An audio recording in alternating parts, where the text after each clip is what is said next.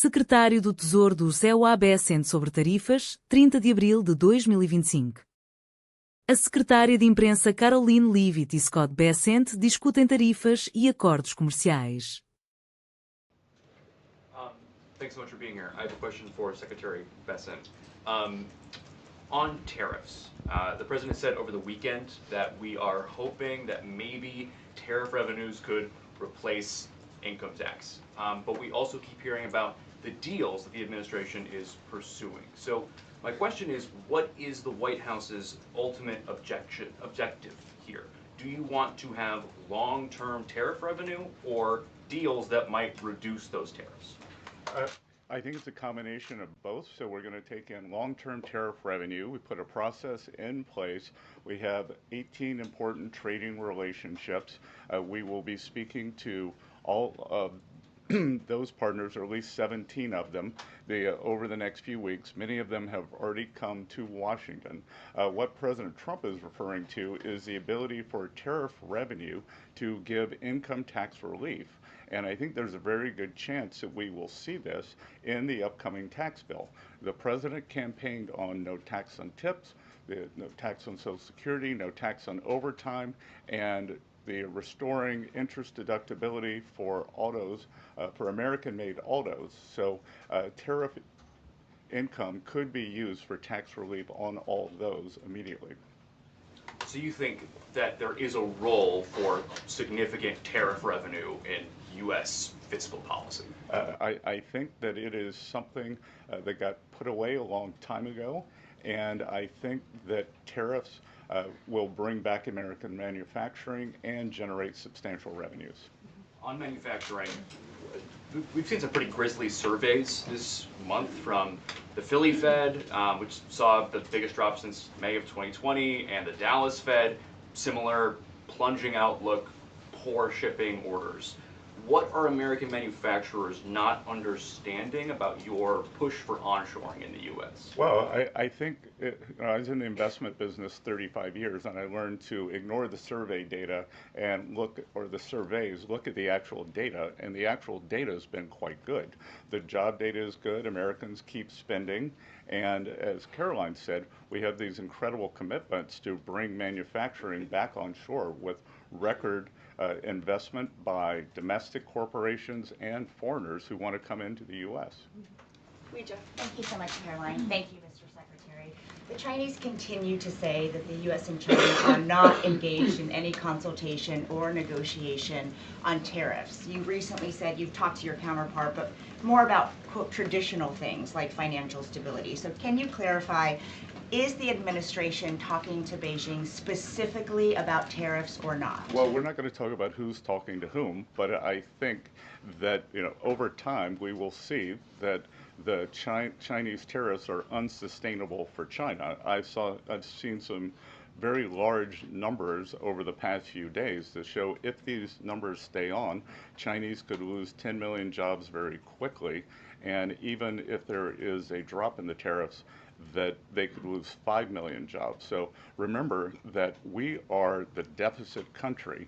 They sell almost 5 times more goods to us than we sell to them. So the onus will be on them to take off these tariffs. They're unsustainable for them. And they are saying you guys are not talking about it. So is that true?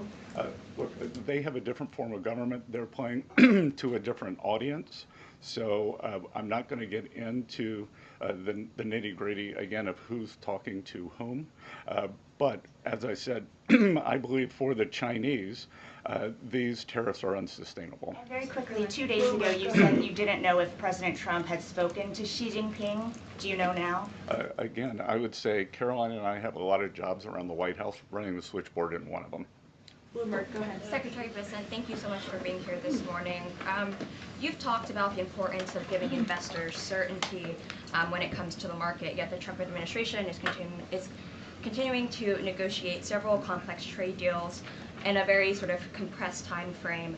When do you expect you'll be able to give the market some certainty around those deals? Do you have a deadline? Is it the 90-day pause? What are we looking at here? Good question. And I think one thing that has been a little disconcerting for the markets is, President Trump creates what I would call strategic uncertainty in the negotiations. So he is more concerned about getting the best possible trade deals for the American people. We had 4 years of bad deals for decades of unfair trading, and we are going to unwind those and make them fair. What we are doing is we've created a process. I think the aperture of uncertainty will be narrowing, and as we start moving forward announcing deals, then there will be certainty.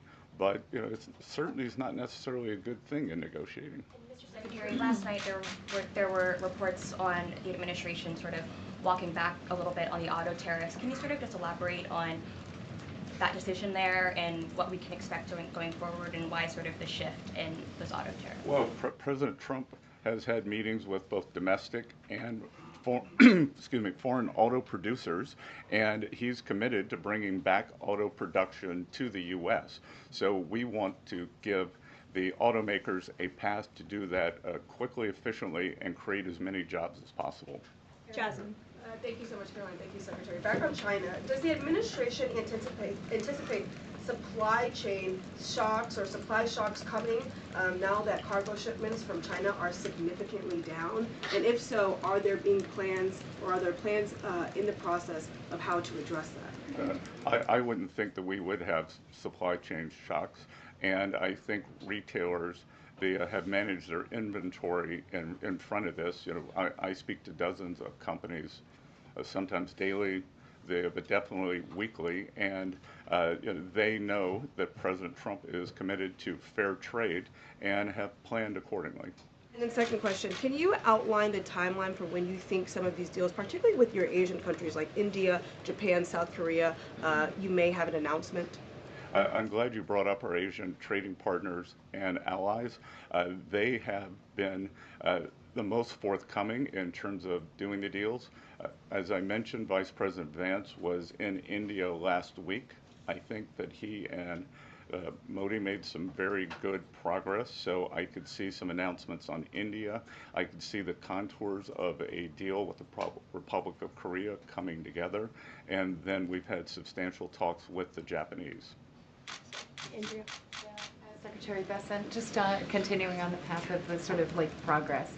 You said yesterday, I think, that it was could happen as early as this week or possibly next week. Can you give us a bit of a timetable? And then I wanted to ask about South Korea specifically. They've said that they probably won't be able to make a comprehensive deal until early July because of their elections. Japan also has elections.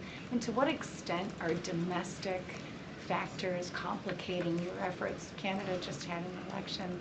Are you seeing that you might have to think about delaying the 90 days? Well, I would actually take the opposite tack, that I think from our talks that these governments actually want to have the framework of a trade deal done before they go into elections to show that they have successfully negotiated with the United States. So we are finding that they are actually much more keen to come to the table, get this done, and then go home and campaign on it. Sean? I'm sorry, did you have a comment on whether something could happen this week or next week? For a deal. So, you said yesterday. Again, I think that we are very close on India.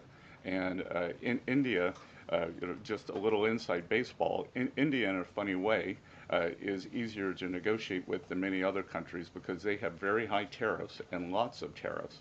So it's much easier to confront the direct tariffs when as we go through these unfair trade deals that have been put in over decades, that the non-tariff trade barriers can be much more insidious and also harder to detect. So a country like India, which has the posted and ready tariffs, it's much easier to negotiate with them. So I think the India negotiations are moving well. Sean, go Hi, ahead. Mr. Secretary. So it was reported this morning that Amazon will soon display a little number next to the price of each product that shows how much the Trump tariffs are adding to the cost of each product. So isn't that a perfect, crystal clear demonstration that it's the American consumer and not China, who is going to have to pay for these policies? I will take this since I just got off the phone with the president about Amazon's announcement. This is a hostile and political act by Amazon. Why didn't Amazon do this when the Biden administration hiked inflation to the highest level in 40 years? And I would also add that it's not a surprise because, as Reuters recently wrote, Amazon has partnered with a Chinese propaganda arm. So this is another reason why Americans should buy American. It's another reason why we are onshoring critical supply chains here at home to shore up our own critical supply chain and boost our own manufacturing here. Is Jeff Bezos still a Trump supporter? Look, I will not speak to the president's relationships with Jeff Bezos, but I will tell you that this is certainly a hostile and political action by Amazon. And Secretary, if you have anything to add. Yeah, I would also add that the bringing down the terrible Biden inflation has been a priority for the first 100 days of the Trump administration, and President Trump has done a great job of leading that since January 20th. Interest rates, mortgage rates are down, gasoline and energy prices are down. We're expecting the further decreases, and as Karoline said, the big tax on consumers that goes unnoticed is deregulation or regulation, and we are deregulating and bringing that down. So, from a household income point of view, we would expect real purchasing increases. We've seen them over the first 100 days, and we would expect that to accelerate. We are doing peace deals, trade deals, tax deals, and deregulating. And the deregulation is a longer lead time, but I think by the third and fourth quarters, that's really going to kick in. Kelly, go ahead. Thank you, Caroline. A question for you and Secretary Bessent. We talk a lot about volatility and uncertainty in the marketplace, and the president has stated all along that he's more concerned about mainstream America, the American worker. You just talked about deregulation and this entire fair trade and reciprocals. What is your message to the American people in terms of letting them get through this disturbance and the outcome being greater and a greater good for the American worker, the American people, the American families? I would say trust in President Trump. There's a reason he was reelected to this office. It's because of the historic success of his economic formula in the first term, and as I laid out at the beginning of the briefing and the Secretary has talked about and the President talks about every day, there's a proven formula that works. Massive deregulation, energy independence, and tax cuts, which are coming. And the Secretary is working very hard on that with our counterparts on Capitol Hill. If you want to talk about that, that's a huge deal to put more money back into the pockets of hardworking Americans. As for the fair trade deals the president is trying to negotiate, he's not just righting the wrong of the mess that he inherited from the past 4 years of the Biden administration. This is a mess that has been created for the past 4 decades that has sold out the middle class, that has moved jobs overseas. You think about our heartland, middle America, what towns used to look like, what they look like today. President Trump wants to restore the golden age, and it's a process to do that. And that process is underway, but he's put together a fantastic trade team. Secretary Bessent, Secretary Lutnick, Jamieson Greer, all working incredibly hard on this effort 24/7.